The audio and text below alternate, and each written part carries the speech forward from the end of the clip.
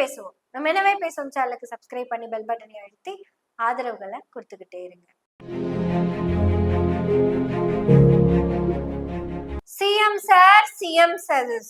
CBI sir நானு என்ற வீட்லயும் என்ற ஆபீஸ்லயும் தான் இருப்பேன். அவத்தால விட்டு நான் எவத்தாலையும் போக மாட்டேன்.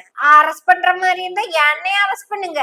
அதை விட்டு போட்டு அத ஒரு புசியானது நிர்மல் குமார்ல எதுக்கு கூப்பிட்டு பேசிக்கிட்டு இருக்கிறீங்க? இப்படி விஜய் ஒரு வீடியோ கூட போடவே இல்லைங்க. ஆனாலும் பாருங்க சிபிஐ கமான் கமான் என்று கூப்பிட்டு விட்டது. இன்னைக்கு சாயங்காலம் பாருங்க விஜய் ஒரு வீடியோ போடுவாரு. என்னன்னு போடுவாரு உங்களுக்கே தெரியுமில்ல. எப்படி கேமரா முன்னாடி வந்து நின்னுட்டு அப்படியே சோகமா மூச்ச வச்சுக்கிட்டு பிரைம் மினிஸ்டர் அங்கிள் எனக்கு எதுக்கு சமன் அனுப்புனீங்க அங்கிள்? நான் என்ன தப்பு பண்ணேன் அங்கிள்? மக்கள் எல்லாம் சொல்லி போட்டாங்கல்ல அங்கிள். அதுதான் என்னோட ரசிக மக்கள் எல்லாம் சொல்லிட்டாங்கல்ல அங்கிள். நாங்க அப்படித்தான் சாகுவோம், அண்ணனுக்காக சாகுவதே எங்களுடைய பெருமை அப்படின்னு. அப்புறம் அது மட்டும் இல்லைங்கோ, செத்தவனை பத்தி கூட நான் கவலைப்பட மாட்டேன். ஓட்டு போடாம விட்டா குடும்பத்துல இருக்க 9 பேத்தையும் கொண்டு போடுவேன்னு சொன்னாங்கல்ல. இப்படி அவியவே சூசைட் பண்ணிக்கிட்டதுக்கு எனக்கு எதுக்கு சம்மன் அனுப்புனீங்க அப்படின்னு விஜய் கேட்பாருன்னு நீங்க நினைக்கிறீங்க? நீங்க வேணா அந்த ஜெலிக்ஸ் பெராட கூப்பிட்டு பேசி பாருங்க. நீங்க வேணா அந்த ஜோகு ஜோங்கரை கூப்பிட்டு பேசி பாருங்க. அன்னைக்கு அவ்வளவு பேரு செத்ததுக்கு காரணம் செந்தில் பாலாஜி தான் ஆளானு சொல்லுவாங்க. நான் என்ன சார் தப்பு பண்ணேன்? ரொம்ப லேட்டா போய் ரொம்ப சீக்கிரம் வந்துட்டேன். இது ஒரு குற்றமா? எனக்கு எதுக்கு ஜம்மன்? எனக்கு ஜம்மன் அனுப்பினது மட்டும் என்னோட தற்குறி நண்பீஸ்க்கு தெரிஞ்சது. தமிழ்நாட்டுல ஒரு சினிமா ஓடாது. அதுவும் இல்லாம ஜனவரி 9ஆம் தேதி என் படத்தை ரிலீஸ் வச்சிருக்க. நீங்க இன்னும் சென்சாரே கொடுக்காம வச்சிருக்கீங்க. சென்சார் சர்டிபிகேட் கொடுக்காத நீங்க எப்படி சமன் அனுப்பலாம்? சமனை நான் கேட்டது சென்சார் சர்டிபிகேட். நீங்க கொடுத்தது சமன் தப்பா அனுப்பியிருக்கீங்க. ஜனநாயகன் படத்துக்கு சர்டிபிகேட் கேட்டா விஜய்க்கு சம்மன் அனுப்புவீங்களா? என்ன சிஎம் அங்கிள் என்ன பார்த்து பயந்துட்டீங்களா? உங்க தமிழ்நாடு போலீஸால என்ன எதுவும் பண்ண முடியாதுன்னு தெரிஞ்சுதான் நீங்களே சிபிஐ விசாரணை கேட்டீங்களா? நீங்களே சிபிஐ விசாரணை கேட்பீங்க. சிபிஐ விசாரணை என் மேல பண்ணாங்கன்னா அதுக்கும் சந்தோஷப்படுவீங்க.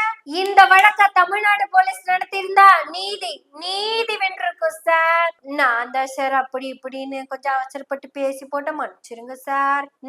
நீங்க ஏற்கனவே சிபிஐ விசாரணை வேண்டாம்னு சுப்ரீம் கோர்ட்ல கேட்ட மாதிரி சிபிஐ விசாரணை வேண்டாம்னு சொல்லுங்க சார். நீங்களே என் மேல எஃப்ஐஆர் போடாம போனா போகுது போடா அப்படின்னு விட்டீங்க சார். நான் ஏதோ புடிங்க மாதிரி எனக்கு ஒரு வீடியோ போட்டது தப்புதான் சார். நான் எனக்காகவா சார் வீடியோ போட்டேன்? ஆடியோ லான்ச்சுக்கு ஒரு ரிஹர்சல் எடுத்துட்டு இருந்தேன். அது இந்த நாயகி வீடியோ நினைச்சு வெளியே விட்டு போட்டாங்க சார். இப்ப பாருங்க சிபிஐ விசாரணைக்கு போன 4 பேரும் இதுக்கு நான் தான் பொறுப்புன்னு ஏத்திருந்திருக்காங்களா? இவனை கேட்டா அவங்கிறான், அவனை கேட்டா இவங்கிறான், இவனை கேட்டா அந்த பொணம் தான் காரணங்கிறான். இப்ப பாருங்க சார் என்னையும் கூப்பிட்டு இருக்காங்க சார். நான் என்ன சார் பேசுவேன்? சரி சிபிஐ விசாரணையில பேசலாம், பேசித்தான் ஆகணும், பேசுவோம். இது எனவே பேசுவோவின் கற்பனை சிபிஐ பேச்சு. கண்டுக்காதீங்க. சிபிஐ அப்படின்னாலே நினைவுக்கு வருவது மம்முட்டே. சிபிஐ டைரி குறிப்பு 1, 2, 3 நேனரியான் சிபிஐ. இப்படி மம்முட்டி படம் தான் நம்ம நினைவுக்கு வரும். ஆனா சமீபத்துல சிபிஐ அப்படி நினைவுக்கு வர மாட்டேங்குது. ஏன்னா சிபிஐ எதிர்கட்சிகளுக்கு மட்டும்தான் போகுது. அந்த சிபிஐ பத்தி தான் நான் உங்ககிட்ட 2 நிமிஷம் பேச போறேன். சிபிஐ விஜய் யாருன்னே தெரியாம வான்னு கூப்பிட்டுருக்கு. ஐயோ தப்பு பண்ணது நான் தானே? ஐயா ட்ரெய்லரை பார்த்து தப்பா எடுத்துக்கிட்டீங்களே. ஐ எம் வெயிட்டிங்னு சொன்னாலும் சம்மன் வரும், ஐ எம் கம்மிங்னு சொன்னாலும் எனக்கு தானே சம்மன் வந்திருக்கு. ஐயா ஐ எம் கம்மிங்னு சொன்னது விசாரணைக்கு இல்லையா, ட்ரெய்லரோட ஒரு டைலாக் ஐயா. படத்துல வர டைலாக் எல்லாம் உண்மைன்னு நினைச்சு வா அப்படின்னு சம்மன் அனுப்பலாமாங்க ஐயா? இருந்தாலும் இந்த விஜய்க்கு பயம்னா என்னன்னே தெரியாது. பயமே என்ன பார்த்தா பயந்து போயிடுங்க. எங்க தமிழ்நாடு முதல்வரே இந்த விசாரணைய மீண்டும் நீங்க எடுக்கிறதுக்கு எந்த வாய்ப்பும் கிடையாதா? அன்னைக்கு ஏதோ கூடுதல ஒரு கோவிந்தா போடுவோன்னு ஓவரா பேசிட்டேன். உங்களை எல்லாம் மிரட்டி பார்க்கலாம் தான் கொஞ்சம் ஓவரா பேசுனேன். சிபிஐ என்ன கூப்பிடுன்னு தெரியாதேங்க ஐயா. அரசியல் எதிரிக்கிட்ட எவ்வளவு வேணா அரசியல் பண்ணலாம், ஆனா கொள்கை எதிரிக்கிட்ட குதிங்கால காமிச்சாலே குதிங்கால அடிப்பாங்கன்னு இப்பதாங்க ஐயா தெரிஞ்சுக்கிட்டேன். தப்பு பண்ணிட்டேங்க ஐயா, தப்பு பண்ணிட்டேன் ஐயா. சிஎம் அங்கிள் அப்படின்னு கூப்பிட்டதெல்லாம் தப்புதாங்க ஐயா. சிஎம் சார் 12ஆம் தேதிக்குள்ள நீங்களே சுப்ரீம் கோர்ட்ல ஒரு ஆர்டர் வாங்கிருங்க சார். ஏன்னா அங்க போய் A4 ஷீட் வச்செல்லாம் பேச முடியாதுன்னு சொல்றாங்க சார். நான் எழுதி வச்சதெல்லாம் பேச முடியாதாமாங்க சார். அவங்க இடையில கேள்வி எல்லாம் வேற கேட்பாங்களாமாங்க சார். என்ன கூட்டணி சேர்ந்துக்கிறியா, அடுத்த சிஎம் நீ தானே அப்படின்னு எல்லாம் கேட்பாங்களாமா சார். நான் இல்லைங்க, நான் சும்மாவே வீட்லயே இருந்துக்கிறேன் அப்படின்னு வேற சொல்லணுமா சார். ஐயா மாருங்கெல்லாம் பார்த்து என்ன முடிவு எடுக்கிறீங்களோ அதை அப்படியே உடன்படுறேன்னு வேற சொல்லணுமாமாங்க சார். அதை தாண்டி என் இஷ்டத்துக்கோ எழுதி கொடுத்ததையோ வச்சு பேச முடியாதாமாங்க சார். ஏன் சார், அந்த A4 ஷீட் இல்லைன்னா என்னால பேச முடியுமா சார்? படத்தோட டைலாகே நாங்கெல்லாம் மனப்பாடம் பண்ணி பேசுறது இல்ல சார். அப்பேற்பட்ட என்கிட்ட பார்க்காம பேச சொன்னா எப்படி சார் பேசுவேன்? நீதி வெல்லும், நீதி வென்றது அப்படின்னு பேசுனா ஆதவர்ஜனாவை காணோம். ஜெலிக்ஸ் பெரால்டு சொன்னது பொய்ன்னு நிரூபிச்சுட்டாங்க.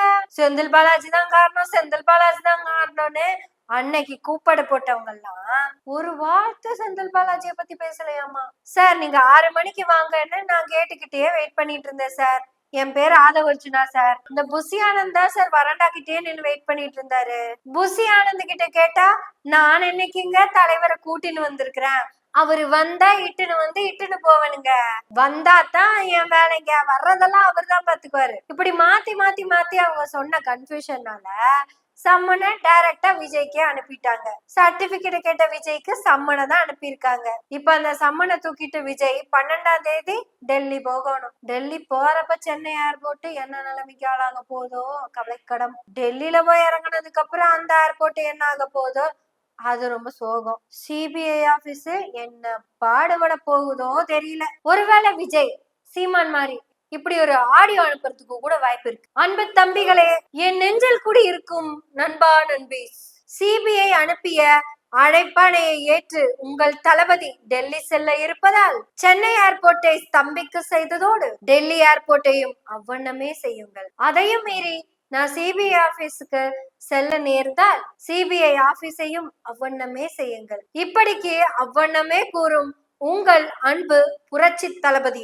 உங்க விஜய் டெல்லி போயிட்டு வரட்டா. சிபிஐ அலுவலகத்துல போய் பிளாஸ்ட் பிளாஸ்ட் பிளாஸ்ட். நமக்கு 2 பேத்துக்குள்ளதான் போட்டி. ஒண்ணு நானே, இன்னொன்னு சிபிஐ. சொல்லுங்க, எங்க நம்ம போறோம்? சிபிஐ ஆபீஸ்க்கு. எங்க மேப்பங்க. அதெல்லாம் ஒண்ணு வேணாம் விஜய், கிளம்புங்க போயிட்டு வாங்க. என்ன பேச்சு பேசுறீங்க? இப்போ ஒரு வார்த்தை ஒருத்தனும் பேசல. சரி, நாளைக்காவது ஏதாவது நீங்க பேசுவீங்கன்னு வெயிட் பண்றோம். பேசுவோம், நீங்களும் பேசுங்க, நாங்களும் பேசுவோம். எனவே பேசுவோம் நாள்தோறும். உங்களுடைய ஆதரவுகளை நன்றிகளோடு பார்த்து கொண்டிருக்கிறோம். நன்றி, வணக்கம்.